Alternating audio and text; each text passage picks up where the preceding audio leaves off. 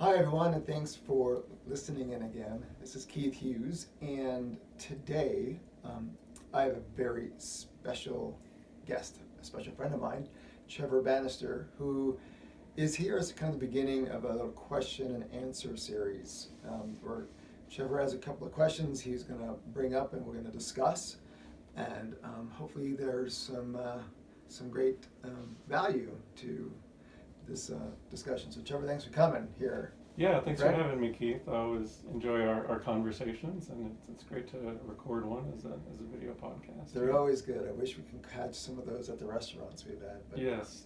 So, all right, so let's just kick it off. You have a couple. Yeah, so kind of one of the things that I wrestle with, and one of the challenges in my life is how do I switch my relationships between parent-child and more adult-adult, both with my own parents, and then my children are growing up, and I've got a couple in college and one in high school, and sort of how and when is it appropriate to move those relationships from more of a parent-child to a adult-adult kind of relationship?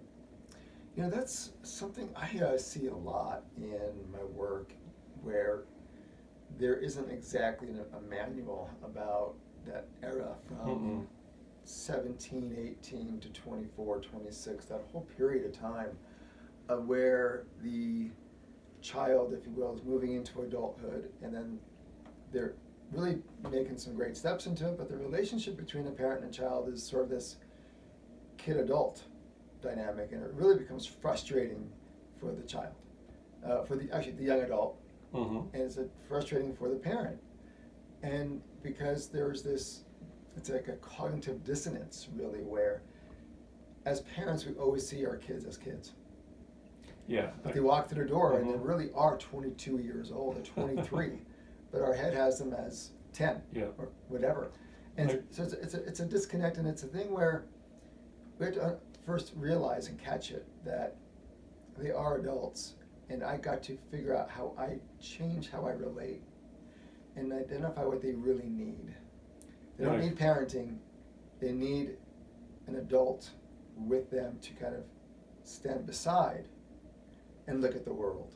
Yeah, more like mentoring instead of like you and I talk to each other. We help each other out with life's challenges and things like that. I like mentor.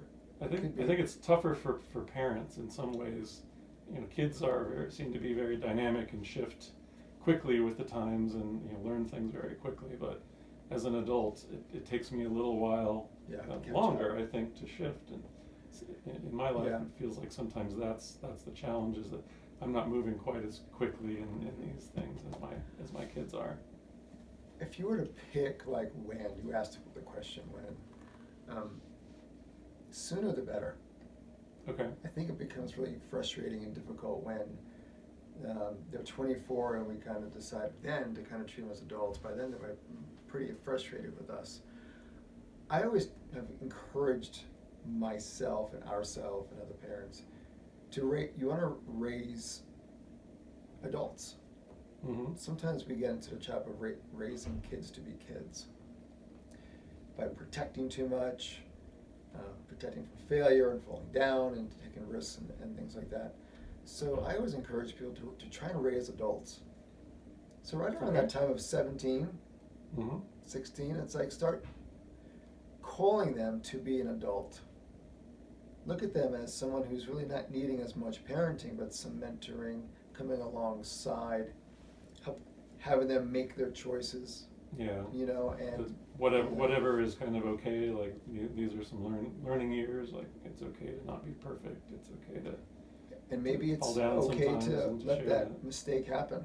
Yeah. Even though you go, I know it's going to fall. Oh man. I see this. I've been there before. I really want to catch them. But you got to bite that tongue sometimes. It's more important. That's how it looks to me. That they fall and pick themselves up in sort of a lower risk situation, and instead of later in life where they fall and there's the parent there. Here's a phrase that it can be very helpful to ask your kid. Well, what do you think? How do you see it? I think I've used that with my college kids when they're like, "What time do you want me to be home tonight?" I'm like, "Well, what do you think is reasonable?" Yeah. get them to start thinking about that for themselves. Self-manage. Yeah. Right. Self-regulate. 'Cause I'm not going to be there. I'm not there now with my college kids, and so they have to self-regulate. Exactly. Yeah. So that's how I look at it, as parenting kids to be adults. Gotcha. And Sooner then the how about better. the other side of the equation? Like with my parents, it probably took me longer than I would have liked to kind of shift that relationship from parent-child to adult-adult. How on the other side of the equation, as the child, can we shift those relationships? Well, since you already are a parent, you already know how frustrating that can be. Absolutely. So, I think we can offer some grace and patience with our parents, right? And, gently kind of present to them, look, I know I'm always going to be your kid. I am a grown man I'm now. a grown man and parent too, right? Right. It's difficult. I don't have a great answer for that one, but to be as gracious as we can and patient, that they still see us probably as that 21-year-old. Yeah, and have conversations. For a long time, I felt kind of afraid to have those conversations, but part of me raising myself to the adult level has been have those conversations. Like, yes, I've thought this through. Mm-hmm. Here's my reasoning. I don't agree with you necessarily in this place, but please respect my reasoning. I've always respected yours. Kind of Seems like you have it.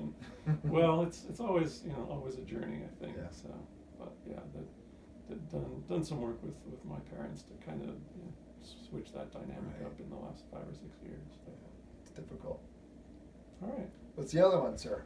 So the other one is in my life, and I've done some reading. I see this thing called the drama triangle, where you have a perpetrator, a victim, and then a rescuer. And oftentimes, people in a family or a work environment will switch roles, and the perpetrator will then be the victim, and the rescuer will be the perpetrator.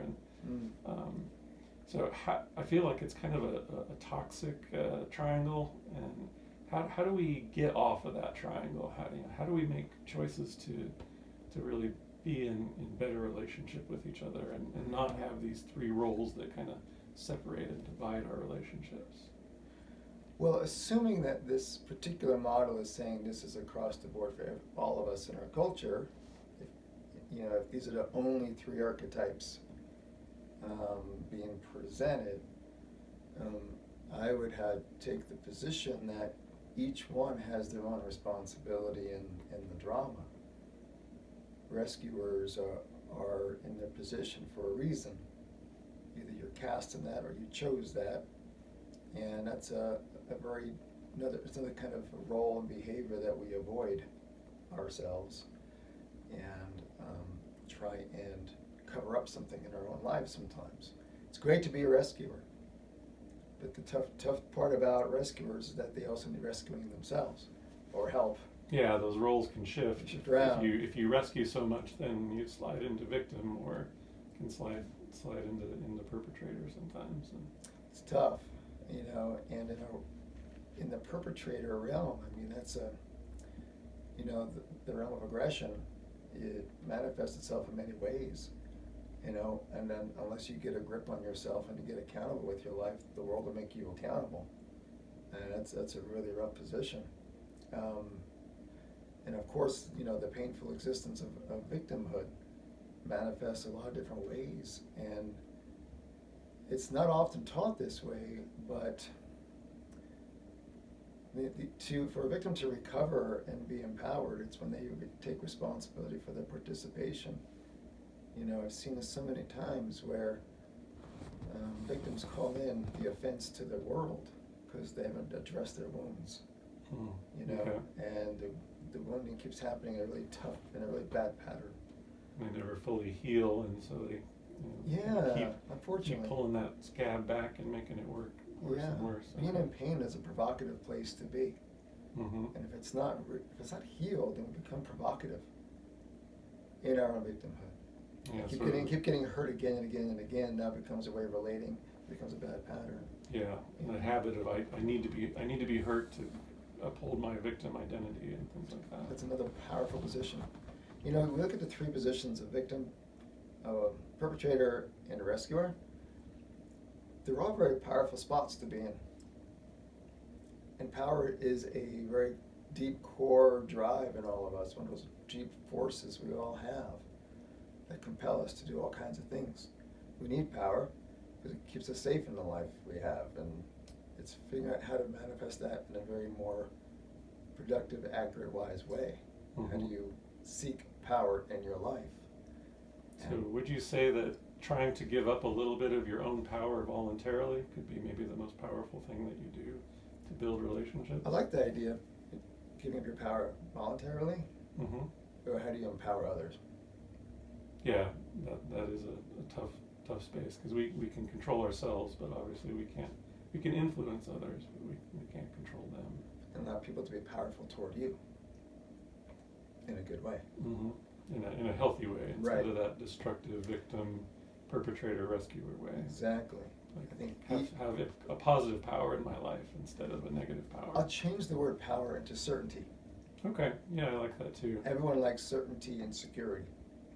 How you go get it, that's the thing. Right, I want it my way is kind of the power struggle versus let's have something that works for all of us is kind of the grace. I'm trying to get safety and power through being wounded, or only getting it through hurting others, or chasing others, or to find it in another way.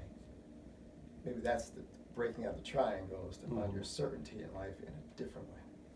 Yeah, I'm kind of a big balance guy. Like everything You in are a balance. balance guy. Not let's try not to let any one thing kind of take over our lives. Right. Let's have balanced relationships where there's a balance of give and take, and I think that kind of lowers people's desire for power by giving them certainty and balance rather than certainty in their power. Yeah. Or victimhood or lack of power. Yeah. Man, these are great topics. I really value them, and I appreciate you bringing them up, because I think they show up all over the place in life. So I really appreciate you coming down and spending a little bit of time with me and participating. I really appreciate it. Yeah, thanks, Keith. I appreciate our conversations, and thanks for having me on today. Always, man. All right. So if this has been interesting and helpful for you, please share. We really appreciate it.